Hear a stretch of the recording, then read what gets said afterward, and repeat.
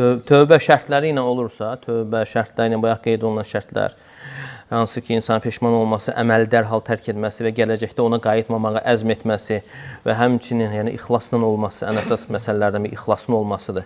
Yəni başqa maraqlar, məqsədlər olmalıdır və bəzən insan tərk eləyir, yəni olmadığına görə. Sən siqaret çəkmir, yoxdur. Olsa, imkan olsa çəkəcək. Yəni bu tövbə sayılmır. Yəni insan olmadığına görə tərk etməsi və yaxud da insanların qınağından qaçaraq tərk etməsi bunlar yəni tövbə sayılmır. Tövbədə ixlas olmalı. İxlas da odur ki, yəni Allah Teala haram etdiyi üçün insanın günahı tərk etməsidir. Haram olduğunu, Allahın haram etdiyi bir günah olduğuna görə. Və deməsinlər ki, filan kəsin oğlu filan işlə məşğuldur. Yəni bu kimi məsələlərə görə tərk etməsi tövbə sayılır. Ona görə məsələ mühümdür. Həm ibadətlərdə, əmrlərdə, yəni insan ixlas olmalı. Yəni Allahın əmri olduğu üçün mən bunu yerinə yetirirəm və həmçinin haramlarda da Allah Teala'nın xoşlamadığı bir əməl olduğu üçün onu tərk edirəm. Bu da ixlas sayılır. Tövbə şərtlərlə edirsən, bir müddətdən sonra yenə o əmələ qayıdırsan. Qayıdırsa yenə tövbə etməlidir. Yenə tövbə etməlidir. Yəni tövbə sayılır. Sadəcə yenə insan həmən əmələ düşdüyünə görə üzərinə yenidən tövbə etməsi düşür. Yəni vacibdir artıq tövbə etməsi. Amma o ki qaldı insan tövbə edəndən sonra gələk tövbəsini qoruyacaq səbəblərdən də yəni tutmalıdır. Əgər tutmasa, yəni sözsüz ki, yəni tövbənin də qorunması asan deyil. Səbəblərdən tutması. Necə ki Peyğəmbərimiz sallallahu aleyhi və səlləm gənc insan zina etdiyi zaman həm qamçılayardı, 100 qamçı vurduqdan sonra 1 il onu uzaqlaşdırar, sürgünə göndərər. 1 il. Yəni bu deməkdir ki, yəni insan onu unutmalıdır.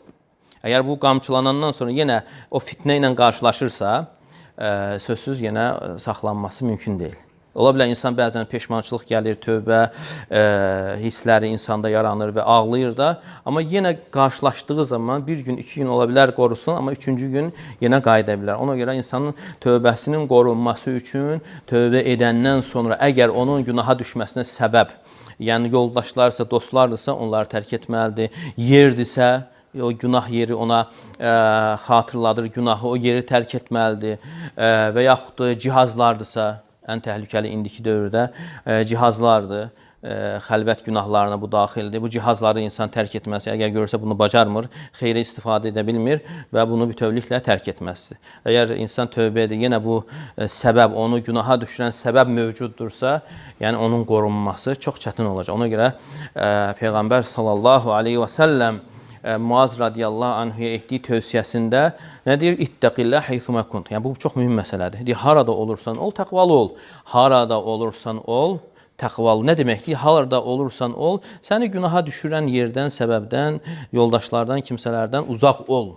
Yəni təqva mənasında uzaq ol. Yəni baxın İbn Teymiyyə rahimehullah deyir ki, bu tövsiyə çox əhatəli, yəni vasiyyə cəmi adlanır. Yəni əhatəli bir tövsiyə adlanır bu. Nəyə görə? Çünki Muaz radiyallahu anhu sahabelər içərisində halal və haram ən yaxşı bilən sahabə idi və sevdiyi bir sahabə idi və həmçinin onu Yəmənə Peyğəmbər sallallahu əleyhi və səlləm dəvətçi olaraq göndərmişdi. Yəni belə bir insana bu tövsiyənin olunması, yəni nə qədər mühüm, nə qədər əhatəli bir tövsiyə olmasını bildirir. İttəqillə heythumə kunt və harada olursan ol, təqvalı ol. Yəni səni günaha düşürən yerdən uzaq ol. Yəni kim salamat qalmaq istəyirsə, tövbəsini qorunması istəyirsə, yəni günaha düşürən yerdən uzaq olmalıdır ki, salamat qalsın. Əgər olmasa, bu nə qədər tövbə etsə, nə qədər peşmançılıq hisslər keçirsə də, yenə yaxınlaşacaqsa əgər fitnə yerinə, yəni mümkün deyil. Yəni mümkün deyil. İnsan bunu qəti olaraq bilməlidir ki, qorunması mümkün deyil. Qorunmağın yolu uzaq olmaz. Ona görə hədisdə də açıq-aydın gəlir ki, la yaxluvanna raculun bimratin illə kana thalithahuma şeytan. Bir kişi qadınla tək qalarsa, üçüncüsü şeytan olar. Yəni insan özü fikirləşsin. Görəcək ki, nə vaxt ki haram görmür, nə qədər qəlbi rahatdır, salamatdır. Amma tək qalandan sonra üçüncüsü şeytan olur, insan nə qədər çətinləşir özünü qoruması. Və eyni ilə də digər hər bir günah da belədir. İnsan uzaq olsa salamat qalacaq. Əgər yaxın getsə, o pis insanların yanına və yenə desə ki, mən özümü qoruyacağam, bunlar hamısı xülyalardır, boş söhbətlərdir.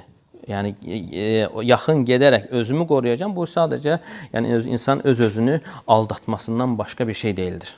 Ona görə qayda olaraq bu çox əzəmətli bir tövsiyədir. İttəqillə.